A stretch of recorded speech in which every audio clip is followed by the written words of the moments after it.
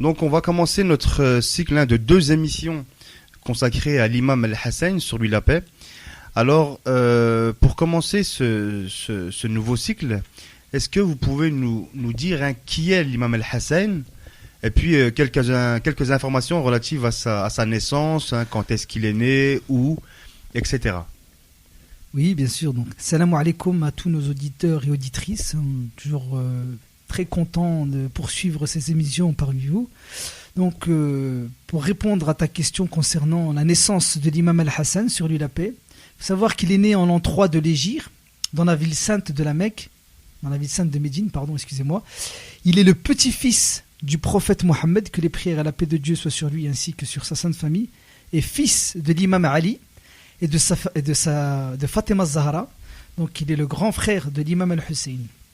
Donc au moment de sa naissance, le prophète lui a récité l'adhan, l'appel à la prière, dans son oreille droite, et l'iqama, c'est-à-dire la mise en rang, dans son oreille gauche, et il lui a donné le nom qu'Allah lui a choisi, c'est-à-dire Al-Hassan, qui signifie bon.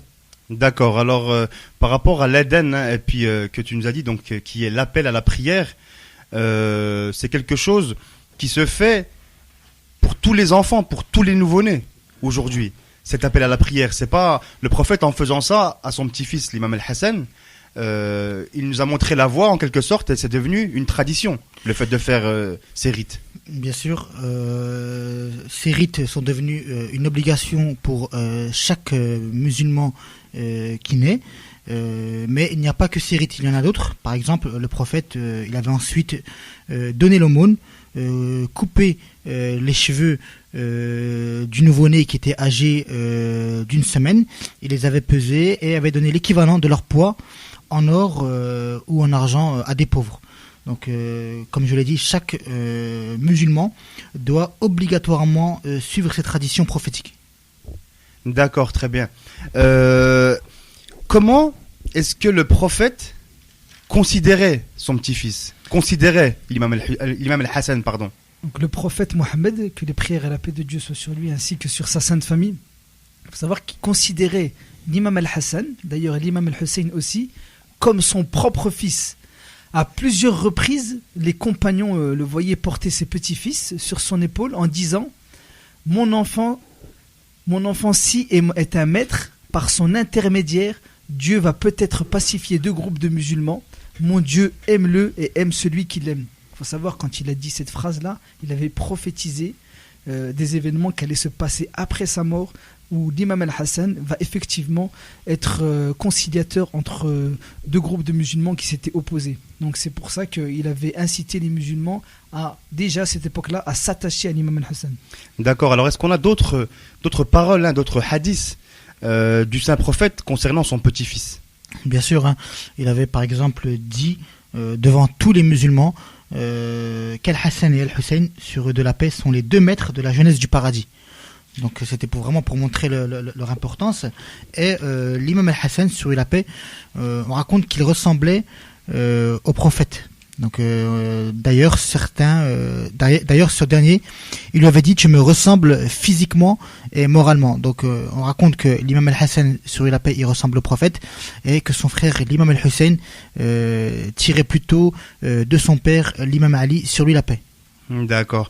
Alors maintenant je voudrais venir après avoir parlé de l'imam Hassan, de sa naissance, etc., avoir d'autres références coraniques, cette fois-ci, qui nous parlent de l'imam Hassan et de la sainte famille du prophète en général, pour montrer à quel point leur statut il n'est pas anodin dans la tradition musulmane.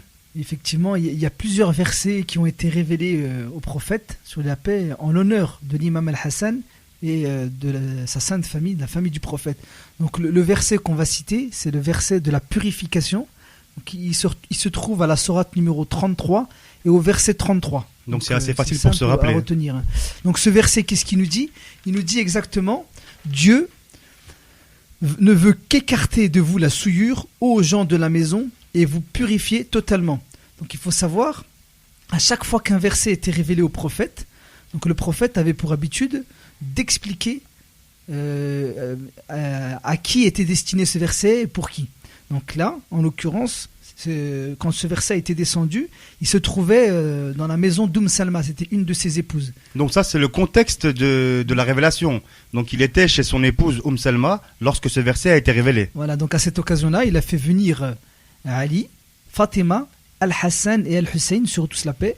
Il les a couverts d'une couverture et a dit « Seigneur, ce sont les gens de ma famille, écarte d'eux la souillure et purifie-les totalement. » Donc il les a fait venir, il a récité le verset du Coran pour montrer en gros que ce verset-là concernait lui, Al-Hassan, Al-Hussein et ses deux parents, c'est-à-dire l'imam Ali et Fatima Zahra. D'accord, parce que il me semble que son épouse, Salma, avait voulu, donc, comme tu disais, entrer sous le menton, et puis le prophète lui a dit finalement qu'elle avait un autre statut. Voilà, donc à partir de ce contexte-là, de cette circonstance-là, on peut dire que ce verset-là, la famille du prophète, quand on dit parce que aux gens de la maison, les gens de la maison. Voilà, c'est bien de préciser. C'est exactement Ahlul Bayt, ça correspond à le prophète, à Ali, Fatima, Al-Hassan, Al-Hussein. Parce que comme tu le dis, Salma a voulu les rejoindre, mais le prophète lui avait dit que non, ça ne concernait pas, elle était bien où elle était, mais par contre sa famille à lui, c'est bien ça. Parce qu'on entend des arguments pour dire que la famille du prophète au sens large, ça correspondait à la fois à ces personnes-là et aussi à toutes ses épouses, et donc c'est pas possible. Le verset là, quand on dit Ahlul Bayt, les gens de la famille du prophète, ça correspond à ces 5 personnes-là qui sont infaillibles. D'accord, et infaillibles justement à travers le verset de la purification, et donc je vous rappelle la référence, elle est assez simple à retenir de mémoire, c'est la sourate 33 au verset 33. Donc maintenant, on va parler du caractère et des qualités de l'imam Al-Hassan, et on verra qu'elles sont exceptionnelles, et puis on verra également de qui est-ce qu'il tient ça. Alors qu'est-ce que vous pouvez nous dire par rapport à ces qualités, avant de prendre quelques références de personnes, ou plutôt de personnalités qui nous ont parlé de l'imam Al-Hassan? Donc ce qu'il faut savoir, c'est que l'imam Al-Hassan, on l'a dit qu'il était infaillible, donc c'était un être exceptionnel. Donc c'était un être qui ne commettait aucun péché, aucune faute et aucune déviance. Donc ça c'est quelque chose qui est important. Et les savants musulmans sont unanimes pour affirmer que l'imam Al-Hassan, sur lui la paix, était le plus clément parmi les gens et celui qui avait le meilleur caractère. Parce qu'on avait dit qu'il ressemblait au prophète, Mohammed, sur lui la paix. Et donc il pardonnait aux gens, il pardonnait les préjudices qu'on lui portait, il pardonnait à ceux qui lui faisaient du mal, etc. Et l'imam al-Sadiq, sur lui la paix, qui est, rappelons-le, le 6e imam des musulmans. Donc il y a un héritier, voilà, c'est un descendant. Voilà, c'est son descendant direct. Donc il nous dit qu'Al-Hassan était le plus pieux parmi les gens de son époque, et celui qui a le plus de vertus. Quand il faisait le pèlerinage, il faisait le parcours à pied. Et il lui arrivait d'y aller à pieds nus. Il évoquait Dieu chaque fois qu'il entreprenait de faire quelque chose. Il était le plus sincère et le plus éloquent en parlant. D'accord, donc là on voit que c'est son descendant qui parlait de l'imam Al-Hassan, sur lui la paix. Mais est-ce qu'on a d'autres références de savants qui nous parlent de l'imam Al-Hassan et qui nous parlent de ses qualités? Bien sûr, il y a beaucoup de savants musulmans qui ont fait l'éloge de l'imam Al-Hassan. Donc on les a pas tous cités parce que l'objectif c'est pas de tout citer, c'est simplement d'en citer quelques-uns pour montrer l'importance de ce personnage qui a eu un rôle très important pour la sauvegarde du message de l'islam. Donc on le reverra dans les prochaines émissions.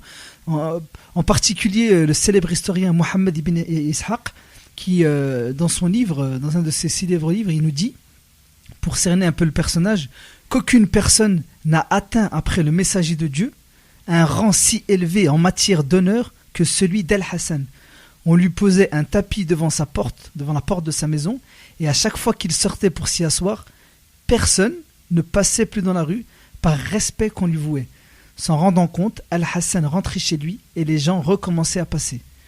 Donc il raconte qu'il avait vu prendre la route de la Mecque toutes les créatures de Dieu qui l'ont vu le mettre au mis sur terre, et il dit même, j'ai même vu Saad ibn Abi Waqqas descendre de sa monture et marcher à pied. Lorsqu'il croisait l'imam Al-Hassan. Oui, effectivement. Donc pour préciser par rapport à ça, donc c'est très très important qu'un historien comme ça relate un peu le respect que les musulmans vouaient à l'imam al-Hassan. Donc c'est parce que, on l'avait cité avant, déjà il ressemblait physiquement au prophète et moralement, ça c'est une certitude. Mais le fait qu'il lui ressemble physiquement, ça veut dire que les gens, ils avaient la nostalgie du prophète et donc du coup ils ont vu un peu comment les gens se comportaient vis-à-vis de la descendance du prophète avec l'imam al-Ali, surtout avec son père l'imam Ali qui a été écarté du pouvoir. Donc par respect ils ont vu en fait en l'imam al-Hassan le prophète Mohammed, donc c'était la moindre des choses de lui tolérer un respect j'ai envie de dire incommensurable, quoi. D'accord, parce que justement, il ressemblait au prophète, hein, sur lui la grâce et la paix. C'est parce qu'il a passé aussi pas mal de temps avec lui. Alors combien de temps est-ce qu'il a passé, l'imam Hassan, avec son grand-père, le noble prophète, sur lui la grâce et la paix? L'imam Hassan, déjà d'une part, il a eu la meilleure éducation qu'un enfant peut avoir. Pourquoi? Parce que il a vécu dans le giron du prophète Mohammed sur la paix. D'accord. Pendant 8 ans de sa vie et il a vécu avec auprès de sa mère et de son père l'imam Ali et de Fatima Zahra. Donc c'est vraiment la meilleure éducation qu'on peut avoir. D'accord, justement par rapport à son éducation, donc est-ce qu'on peut parler un petit peu de sa mère, hein, pour montrer à quel point l'imam Hassan n'était pas héritier de n'importe qui? Parce que l'imam Hassan, on sait, parlait beaucoup de sa mère. Alors qu'est-ce qu'il nous disait? Bien sûr, on raconte qu'un jour il avait vu sa mère prier la nuit en restant debout jusqu'à ce que ses pieds enflent, et il l'avait entendu invoquer Dieu pour les croyants et les croyantes, mais pas pour elle-même. Et donc l'imam al-Hassan, donc lui a trouvé ça un peu bizarre, et il lui a fait la remarque, et Fatima Zahra, sur la paix, elle lui a répondu: le voisin, mon fils, vient avant la maison. Donc ça prouve vraiment qu'il a eu une éducation extraordinaire. D'accord, donc il a été élevé dans le giron du prophète, donc on peut dire par le prophète, avec une mère exceptionnelle. Mais tu nous disais tout à l'heure qu'il ressemblait beaucoup au saint prophète, hein, d'un point de vue physique et puis spirituel et moral. Mais il avait, je pense, aussi des qualités qui lui venaient de son père, l'imam Ali. Oui, l'imam al-Hassan, alayhi salam, sur lui la paix, il était identique à son père, l'imam Ali. Sur la paix, en ce qui concerne la raison, le djihad, la patience, donc on sait très bien qu'il était son bras droit et il l'accompagnait partout. D'ailleurs, c'est dans l'histoire, on verra que l'imam Ali, après sa mort, l'avait désigné comme étant son successeur. Donc l'imam al-Hassan, même si on n'entend pas beaucoup parler de lui, qu'il n'a pas fait, comme on dit, une position armée face à l'oppression de l'époque, mais il faut savoir qu'il a fait d'autres choses qui sont tout aussi importantes. C'est pour ça que, en tant que musulman, on se doit de connaître la descendance du prophète, leurs qualités et surtout